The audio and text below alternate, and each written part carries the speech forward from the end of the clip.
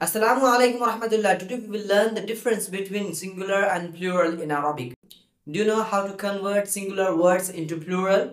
Let's find out with examples. Singular and plural are used in Arabic terms mufrad and jama. A singular word refers to one person, place or thing. For example, kitab, talib, masjid. A plural word refers to more than one person, place or thing. For instance, kutub, tullab, masajid. In Arabic, plurals are of three types. First, jama, mudhakkar, salim. Regular masculine plural.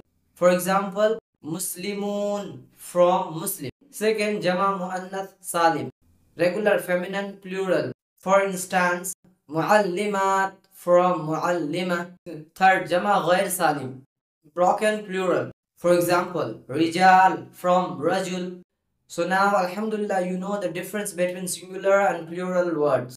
So practice and master Arabic easily. Like, share and subscribe for more quick Arabic lessons.